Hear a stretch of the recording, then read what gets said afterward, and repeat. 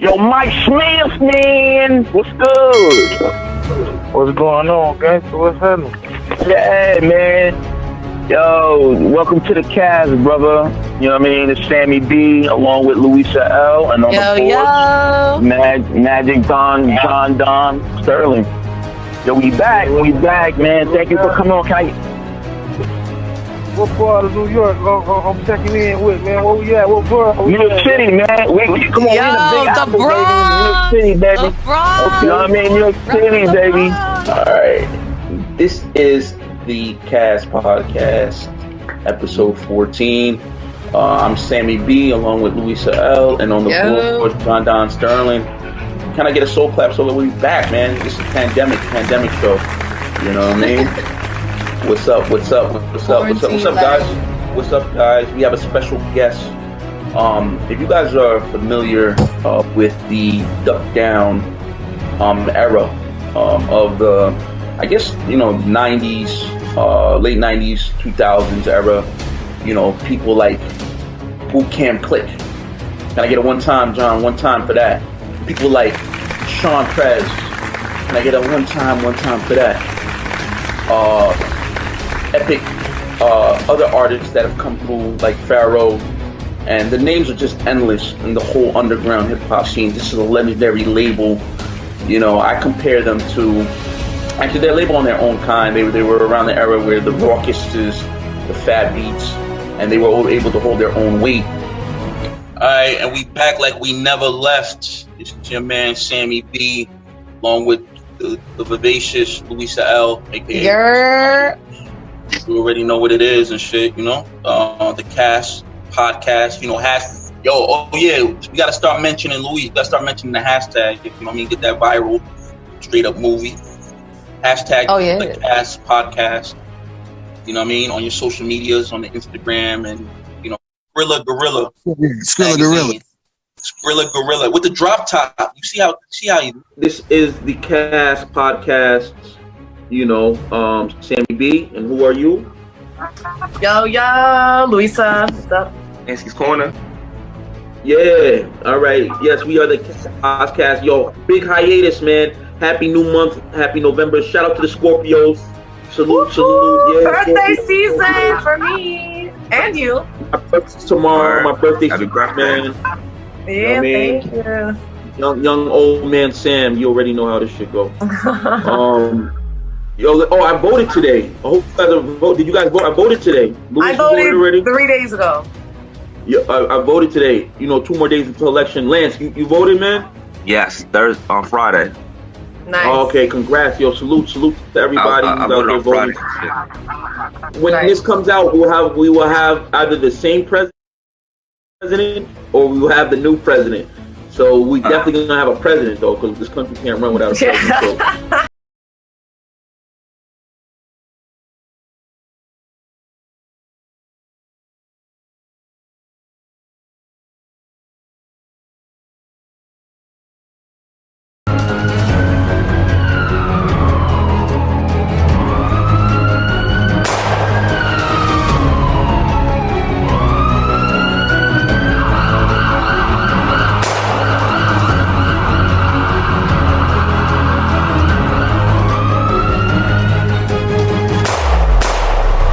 Yo, it's Louisa L, and we're here, the Cast Podcast, with the end of the year wrap up for year 2020.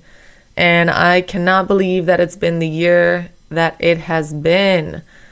A lot of loss this year, a lot of heartache and struggle for a lot of people. And I just want to send my condolences to everyone who has lost a loved one, found out any kind of bad news.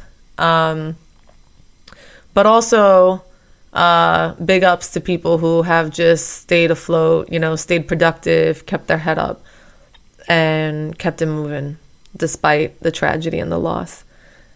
We're going to take it with Lansky's Corner. We were able to have Lansky on the Cast Podcast.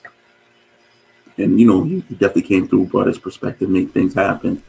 Episode 14, Duck Down James. He was so cool, so calm, informative, and willing to talk about the way his company was adapting to this new normal that is 2020. It was a treat to hear him being so insightful on the label side of the music industry. So thanks for that. The episode that we have on this was when we had Duck Down James from Duck Down Media Group, Duck Down Music. If you know the whole label, you know, they're behind Boot Camp Click, Sean Prez, Buck Wild, and you know, that whole dynasty. And Duck Down James, you know, handles marketing, promotions, production for Duck Down Records and Duck Down Media. And he came on board and was able to talk to the cast about what he does, what Duck Down is doing, and you know, for the new year and what they've been doing in you know, 2020. So, you know, Duck Down James came on, did what he did. You already know. Episode 12, we had Jonathan Land. Remember that? One funny thing I remember about John, when he said that he had an older sister that was 45, and I said, oh my God, we have something in common, because my older brother is 65. And Sammy, it was mad funny when you were like, how is that the same? That's like a 20-year gap. And this next comedian need no introduction. My man Jonathan Land, you know, came on the cast, spoke to us about what he's doing in the comedy game, New York City comedy, and you know, where he's about to take it, or where he's taking it. You know, his longevity in the comedy game when he started. And you know, this is it. You know, this is the Cast Podcast end of the year wrap up. We're wrapping up 2020. It's about to be bigger in 2021. I'm Sammy B. You know, check out the social media handle, EcoFire TV, and Louisa L is Louisa Lavenizis. You know, you can check us out on the SoundCloud and check out our social media platform. We definitely doing big things. Again, this is the Cast Podcast. And then we also have the EFR podcast that we do as well. Check that out. You can check out the SoundCloud, check out the website, Economic and Finance Report. And on the new year, we're going to be on different platforms and take it to different things, different heights. All right.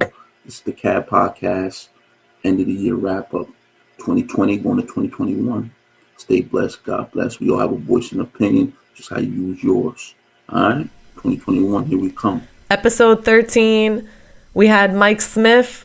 It was a real pleasure to have him on. What a hardworking guy, trying to make it in Miami.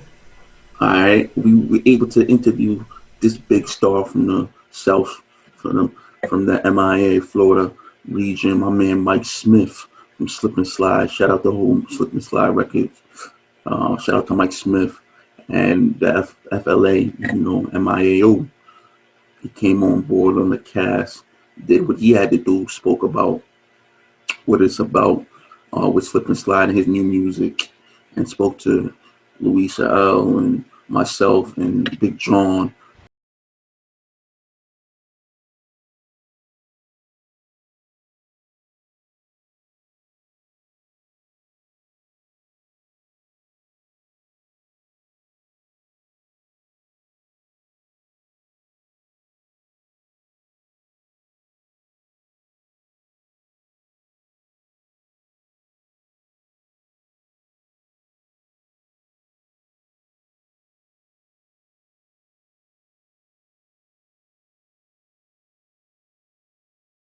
This is the Cast Podcast end of the year review. You know, we do this every year. I'm Sammy B, along with Louisa L. And we want to just run it down, man. You know, doing what we do, you know. So this is the Cast Podcast. The Cast Podcast. What up, what up, what up, what up? Sammy B, along with John, Don, Sterling, you know, missing MIA is missing is Miss Louisa L, you know what I mean? She's out on assignment, you know what I mean? That's what we say. The people who are gone, they out on assignment, you know what I mean? Be back tomorrow whenever she come back, you know, but now she's handling some she's out on assignment. She's out handling some family matters. This is the podcast. The next our next guest on our podcast, as you guys know already, needs no introduction. You know what I mean? But I'm gonna still introduce him. You know what I mean? He's big. He's big in the, I guess you could say, in indie movie scene. Short films. What you said? What you said, John? Like short films? Short films, the online visuals, the YouTube come up, some of your best urban YouTube online content started because of this man. He created the Sketch House LA platform. What it is like, you guys seen the Def Comedy Digital, but he was actually for that. And what he did is that he created content for up and coming urban actors and actresses, because he saw the vision that YouTube and online screening, short films, sketches, skits was doing. The man comes from the bottom of the bottom, coming from Detroit. You know what I mean? This is almost like a Spike Lee story, if you think about it. You know what I mean? Coming from the bottom, the grimy areas of Detroit, and if you guys know Detroit, it's grimy. And he said, "Listen, I'm gonna take that travel. I don't know if he took the Greyhound bus to LA, and which I think he probably did, because we ain't got money like that. You know what I mean? You ain't got money like that. You probably took the Greyhound." But he came from the Midwest, and then he went to the West Coast for a better life, better opportunity, just like a lot of struggling artists, a lot of struggling directors, producers do. And what he did is that he created a platform for young urban and young Black actors and actresses to utilize for online. You know what I mean? Because he saw the vision that online sketches and online movie making, script content was unscripted content as well was coming about, and some of the biggest names that are out there on an urban online platform or online content, like Big Job, Lisa Yarrow, Minx. You know what I mean? These are just a couple. You know what I'm saying? I'm sure others, have come through his platform. You might as well call it like, it's like in living color, Def Comedy Jam. That's a perfect analogy. Huh? Perfect analogy? That's a perfect analogy, yeah. Yeah. He's like the Keenan Ivory of that. You know what I'm saying? And these people that you see, these online urban stars, I don't want to put them in the boxes. These are online stars. They have millions of followers. They have millions of views. They have millions of rankings online. And you see the comments, on social media, people always talking about the new Big Job episode, or talking about what Mink's crazy self is doing. And he was the one that actually generated for them to have their platform through his platform, which is like, like the living color of urban online content. And the guy that I have in front of me that's on our podcast show, he goes by Be More Mentality. Can I get a one-time soul clap for my man Be More Mentality? Sketch House LA, that platform. If you into online, if you into urban comedy, urban dialect, urban filmmaking content, that's where you had to go through. You went through his platform, through the jungle, and you still do. I'm sure he's grooming the next biggest stars in the urban market. And thank you, man. Be More Mentality, man. Salute, King, man. Thank you. Yo, Trump concede. They said that the transition for Trump is out of here is today. Oh yeah, they're going to transition. Wow, that's crazy. That's good news. That's good news. Transition today. It was just announced a couple of hours ago. They're going to start the transition, and it's going to start winding down, man. You already know. Did you know that, or you didn't hear? I did not know that. You're breaking new news to me, because so now we officially have a new president that's gonna be taking over in a new regime. Transition. They gave him the GSA I guess administrator handed Biden a letter today saying that they're gonna start winding and giving his the transitional money, and now opening that. So now we're gonna start seeing what's going on, and he can start transitioning. And Biden today, they said Biden today anyway started picking certain cabinets, you know, UN cabinet, House Homeland Yeah. Security. So things are going to be. I did read somewhere that Biden was having over 50% African American cabinet. So did you hear that? I heard more women. I heard he's going to have more women.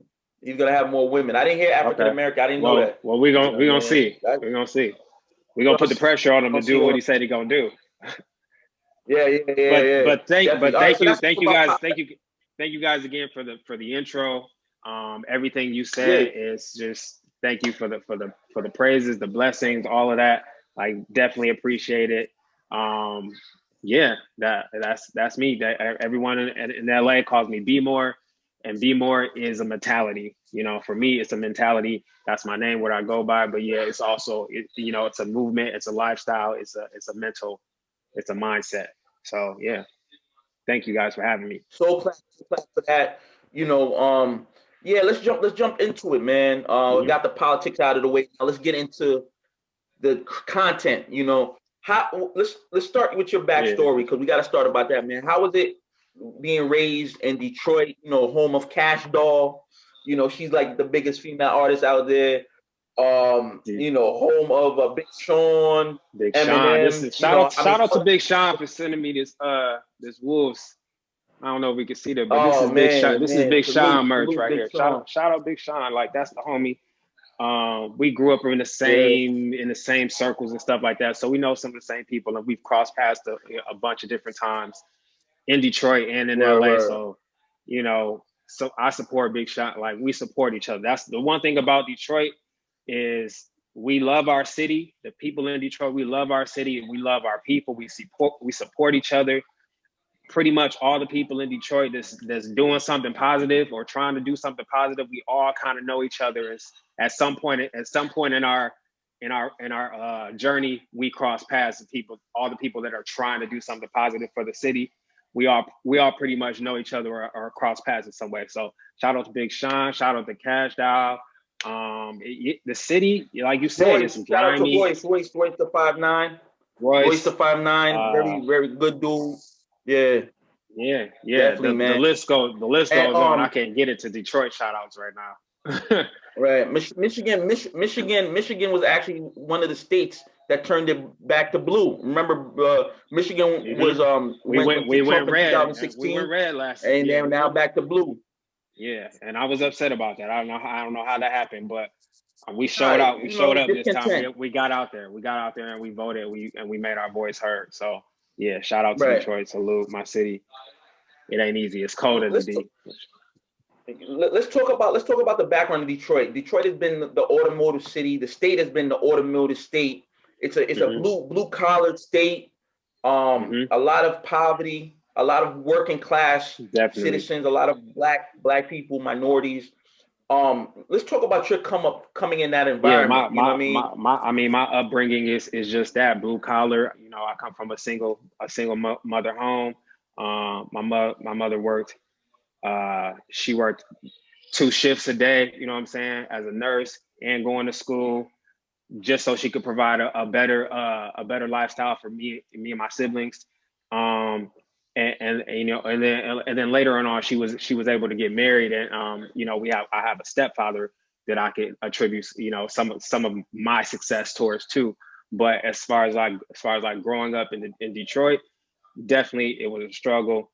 The things that we had to see, the things that we had to go through.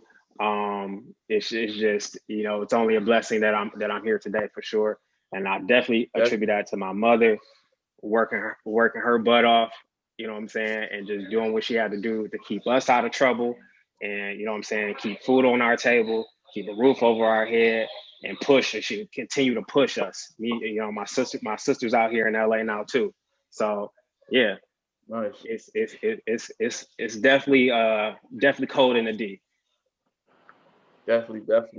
What made you get into content creation? Like the producing aspect, writing content, and how did you evolve into knowing that the online segment was gonna be so big as it is? It's like people say people always saying to me, like, I watch online content like YouTube and and Netflix and all these other, you know, online content like it's TV on Sunday night, you know, with the popcorn, you know. Yeah. How did you know that it was going to be in that direction? Yeah, definitely. Like, so coming up as a kid, I was always into like, I was a writer, so I was always like into like writing stories and things like that. And then, I guess in, like towards middle school and high school, I got into like media programs, like trying to get a part of the school radio programs and the school video programs and things like that. And then end up going to Western Michigan University. Shout out to them, go Broncos. And when I got out there initially, I was not in video. I actually went to Western on a vocal music scholarship. A lot of people don't know that, but I used to sing. That's not really my passion. I like to sing, but that's not something that I ever wanted to do professionally. But I ended up going to the shower, bro. Same. That's what I do. In the shower. I sing in the shower. I sing around the house when I'm cooking. You know what I'm saying? But went there on a vocal music, like that was just my way that I could afford to go there because we couldn't afford college. So went there on a vocal music scholarship, had no interest in becoming a vocalist or anything like that. Got there, so did that for a little bit just for the money. And then I was actually majoring in marketing. And then I end up getting into into the film program late in my career because I always wanted to do film, but I was like, well, it's kind of hard to break into film. I don't know if I'm gonna be able to do that and make a living out of that. So let me just go get this marketing degree. So get this marketing degree and also double and get the film degree. And then straight out of college, I ended up getting a really nice job at General Motors. Move back to Detroit, get a nice spot, a marketing position at General Motors. And, you know, Detroit it's an automotive city anyway, so that's where it is. Like that's what you do. You go to GM or Ford or Chrysler or whatever. So got in there and was doing pretty well. I was also doing my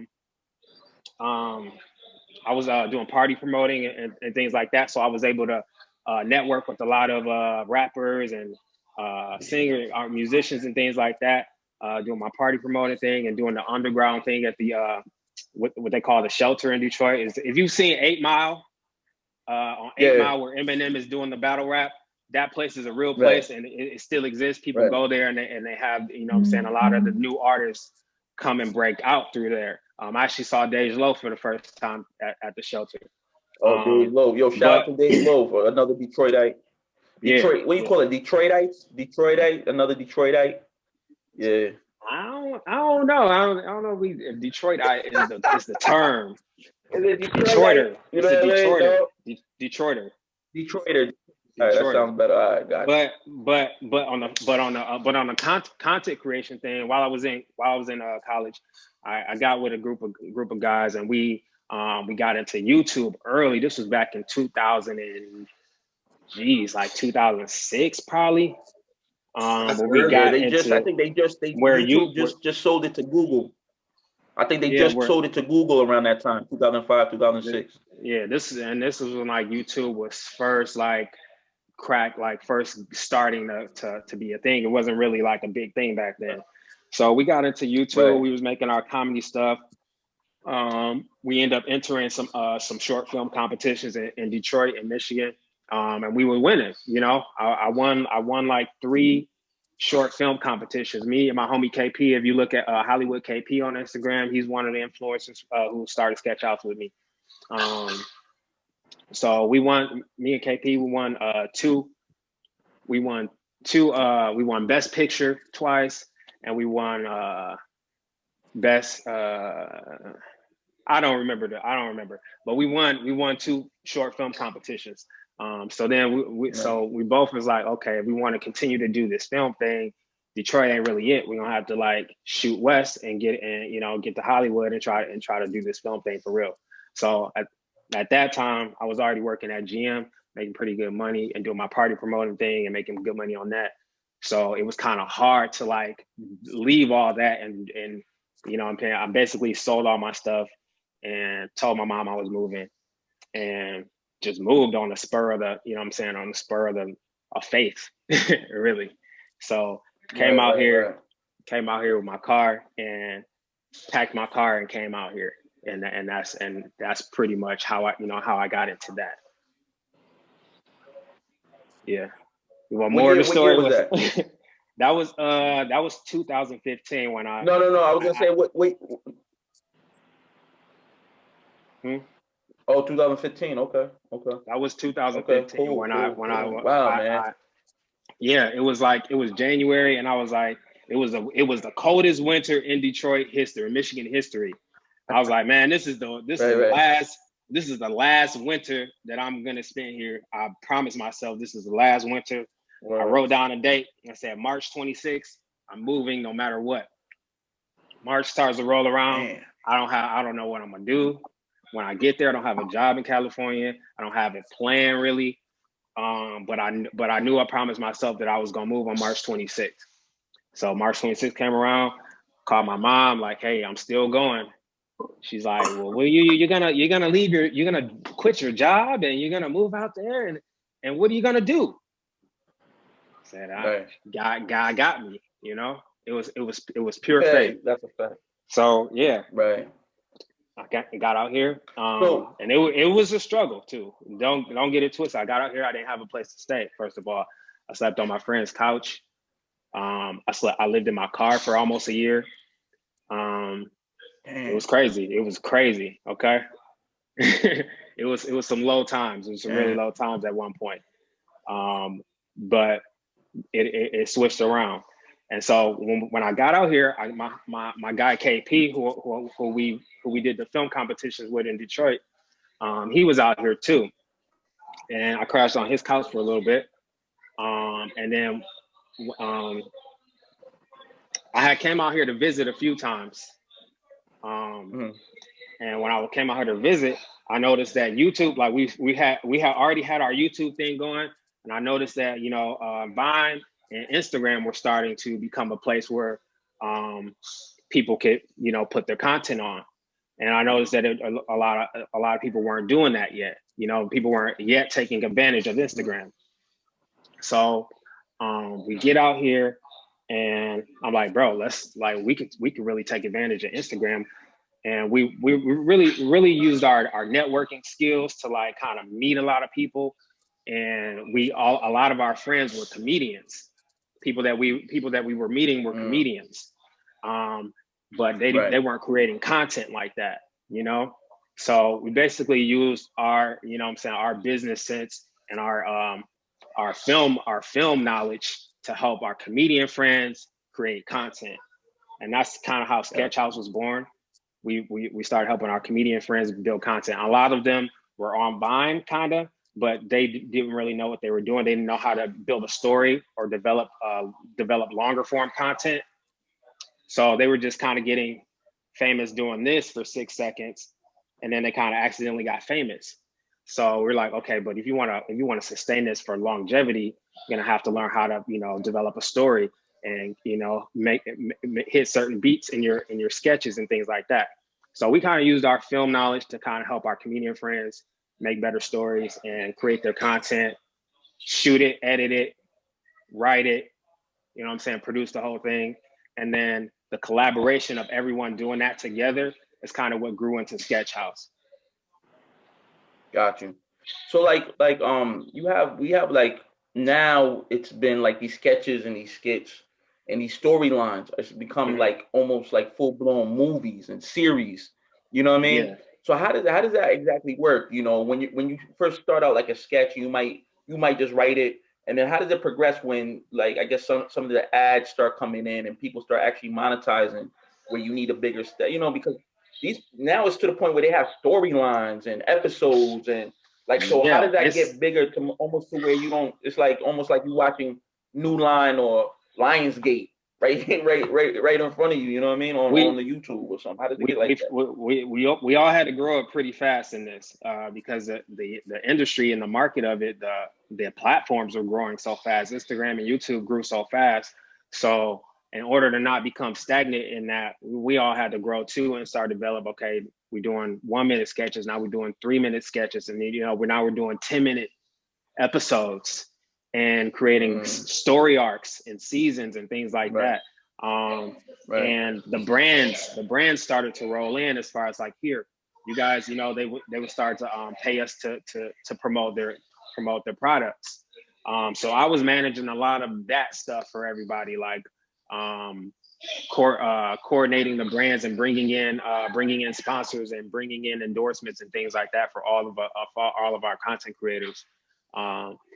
And yeah, like you said, and we just continue to make longer and longer form content to the point where we've, you know what I'm saying, we're making series and we're making movies, we're making feature films, like that. Oh, and this was a blessing. When I got out here, not too long after I got out here, I connected with Marcus Polk. Shout out to Marcus Polk. He was on Moesha as a kid. He was Moesha's brother. Polk. Yeah, of course. Yeah, of course. that's my homie. Yeah. That's my homie. He kind of took me under his wing when I got out here.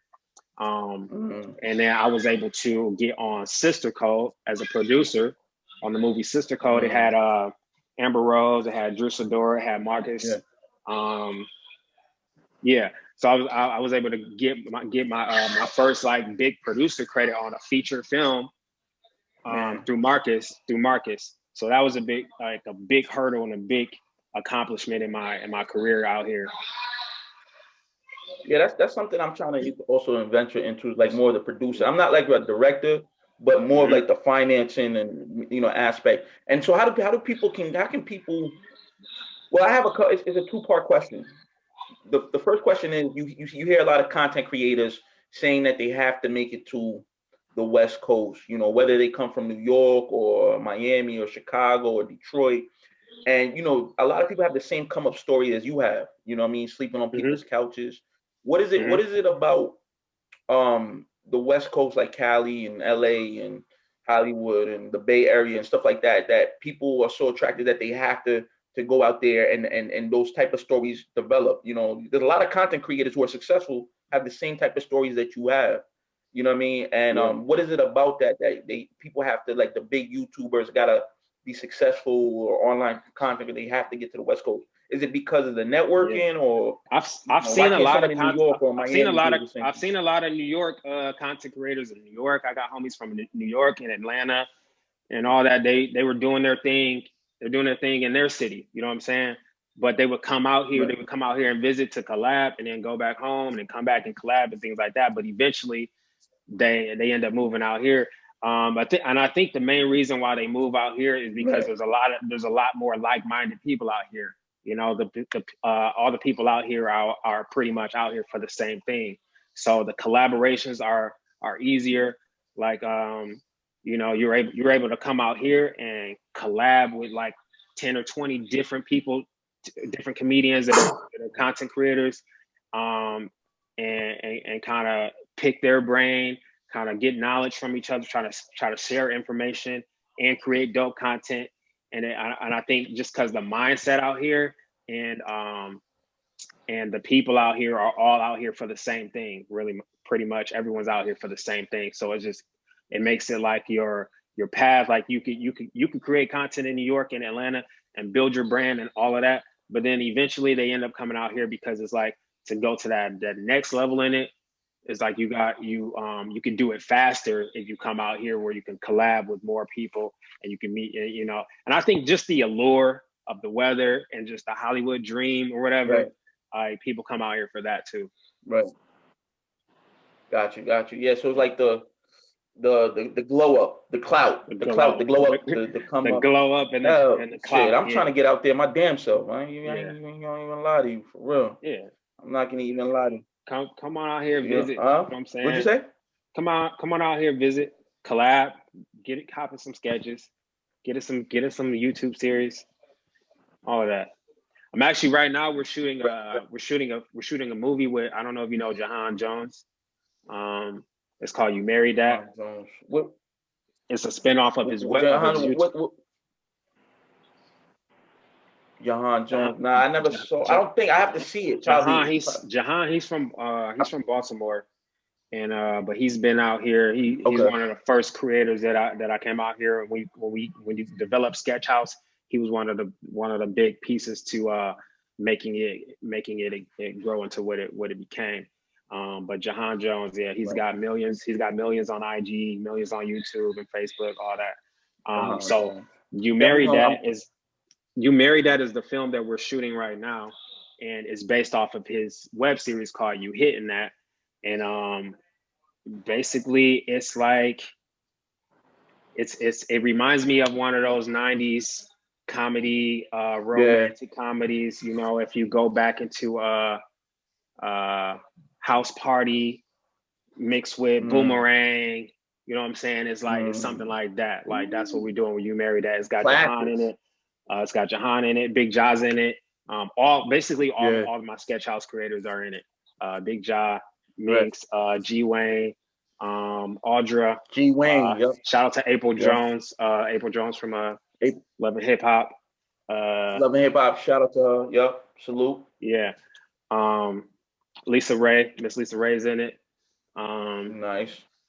And who else we got in it? We got Michael Collier, the old school comedian Michael Collier. Be more. You doing it big, bro. Yeah.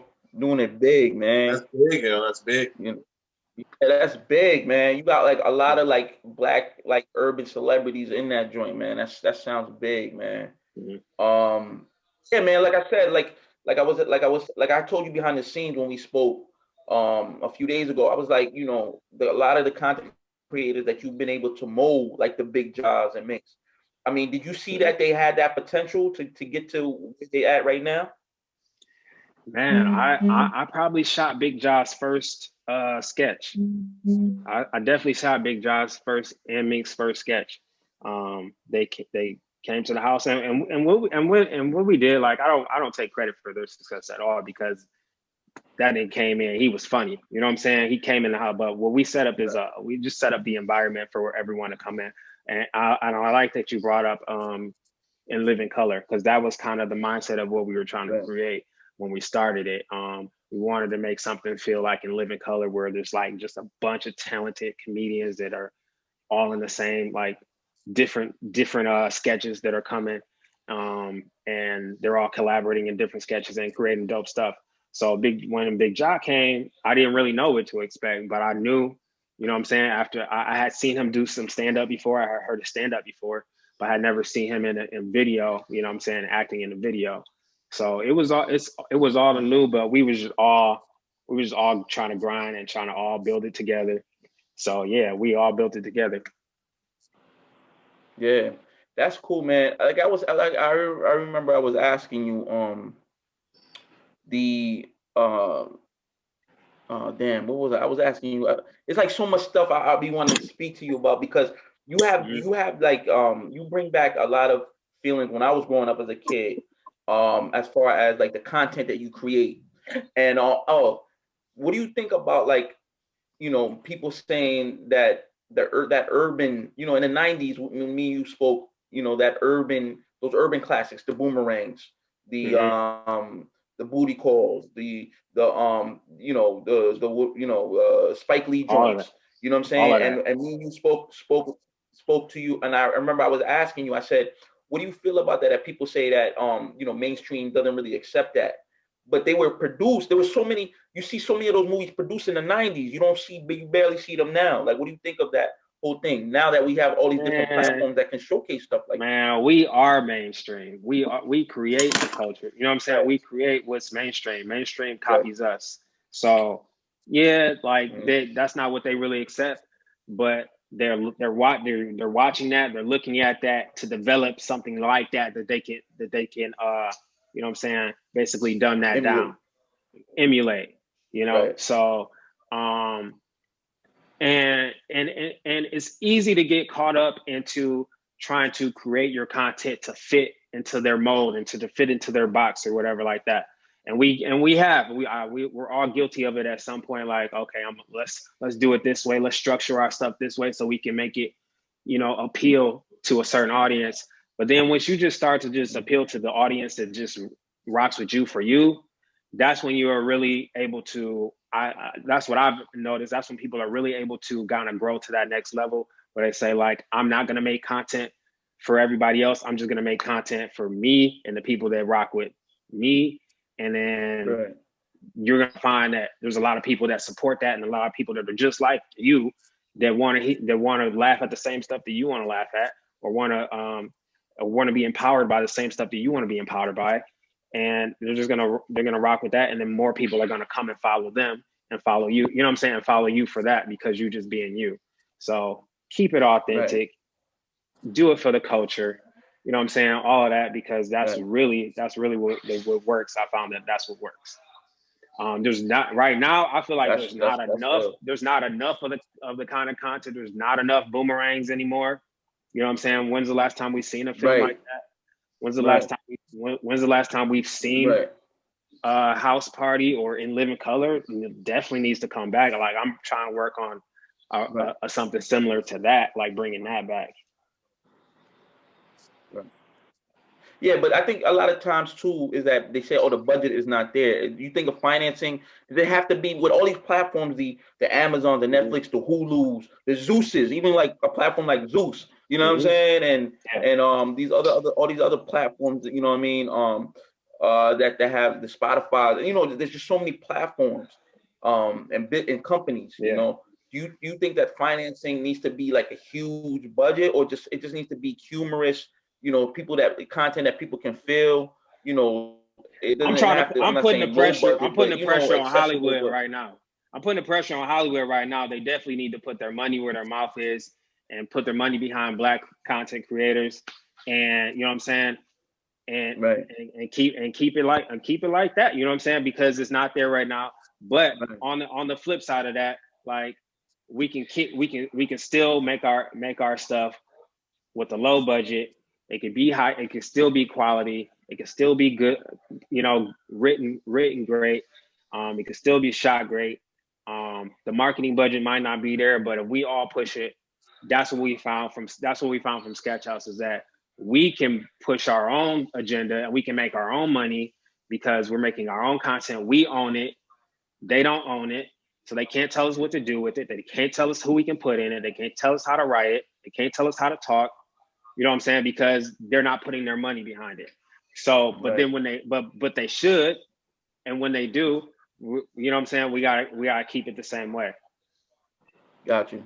Yeah, I think you're right. I think you're right that I think you said, like, you said a couple key words is us as a collective pushing it, and then the quality aspect. It still could be qualified and quality oriented. You know, I think people focus too much on the budgeting, and it's crazy. Like you said, like in the 90s, it was like so much black content. It was ridiculous. You know what I mean? And it was like the new lines and the Lions Gates, where they were pushing the content. You know, I don't know where that went. You know, late night. Yeah, it's weird, right? It's weird. Like, you know, now we're supposed to be evolved and we're more multicultural, but we're not pushing that type of, you know, and people have said that. Like, so what exactly, why is it watered down or not even existing?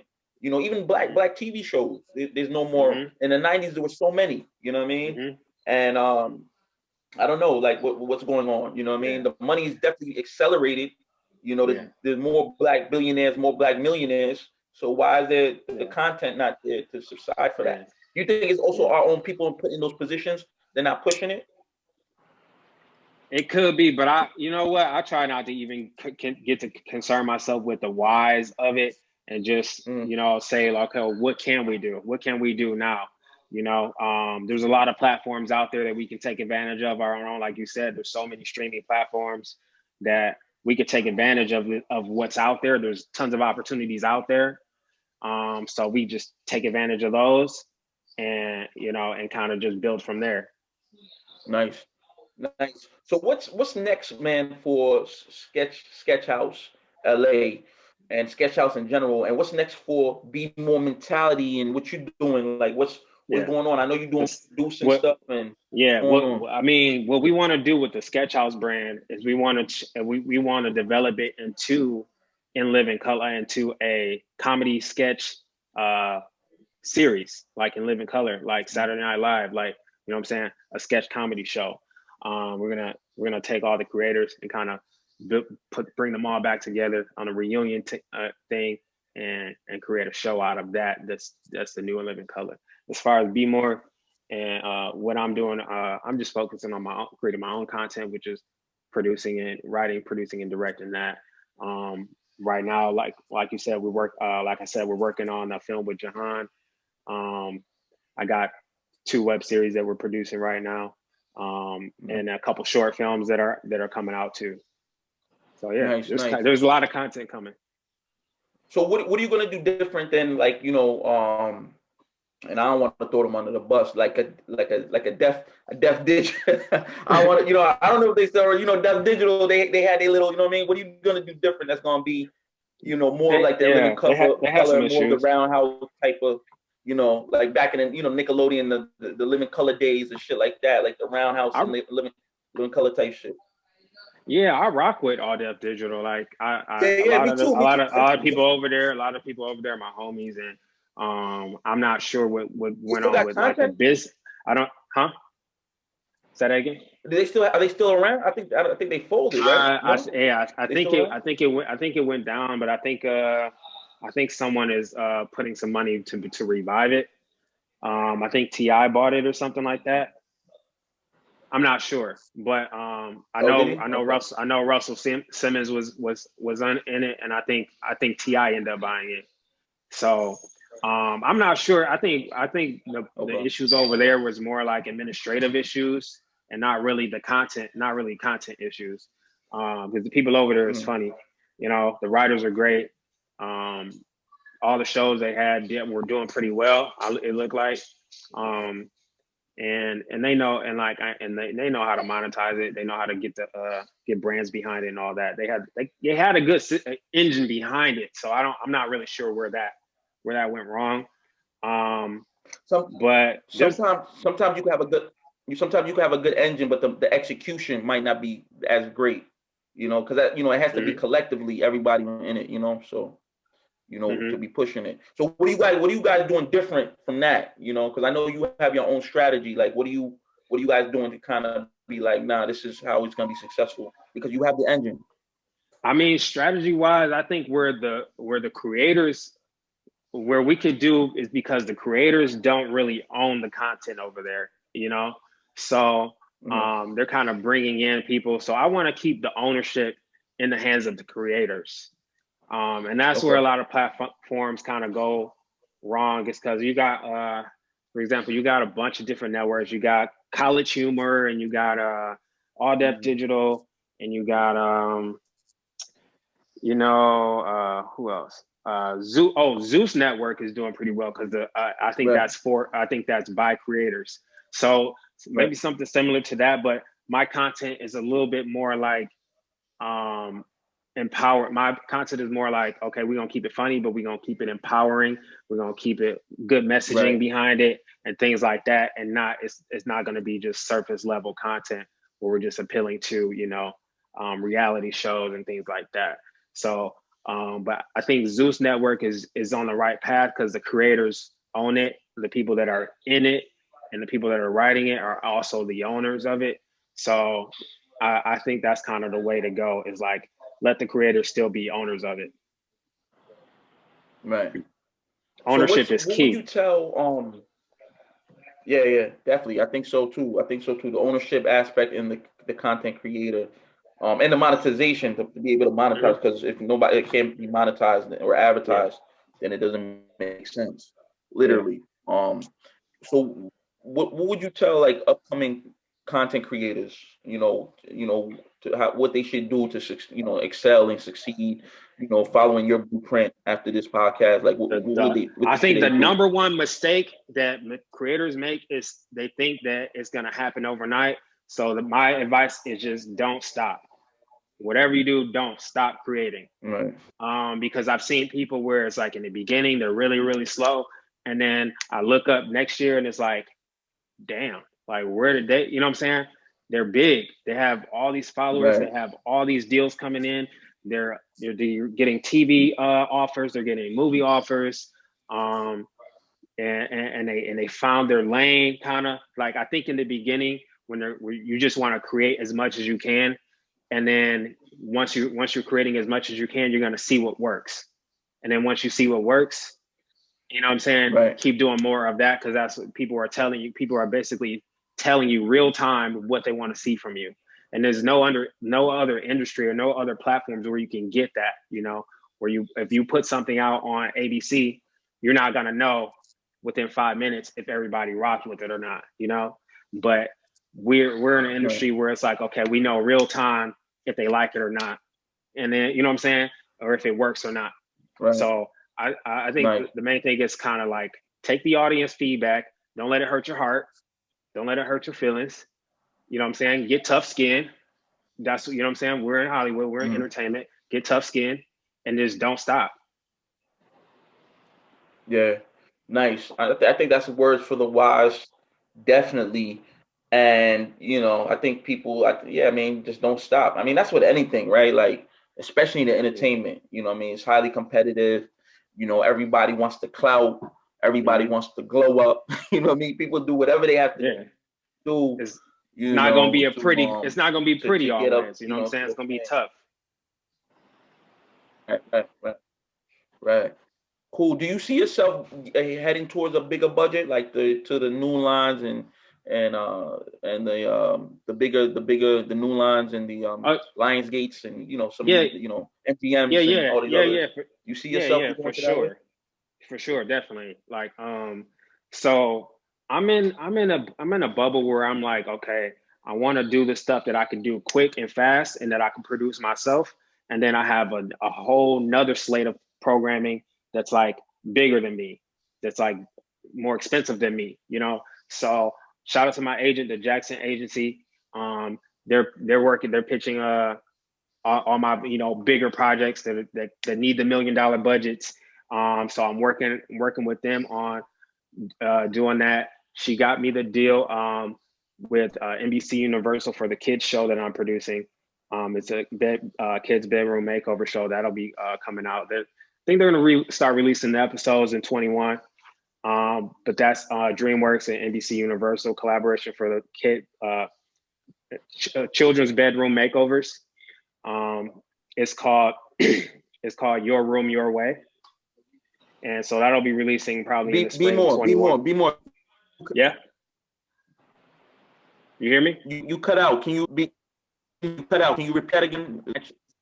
The connection is going out. Yeah. Can you repeat that about the bigger production? Oh yeah, you're breaking up too. Let me see. Yeah, go ahead.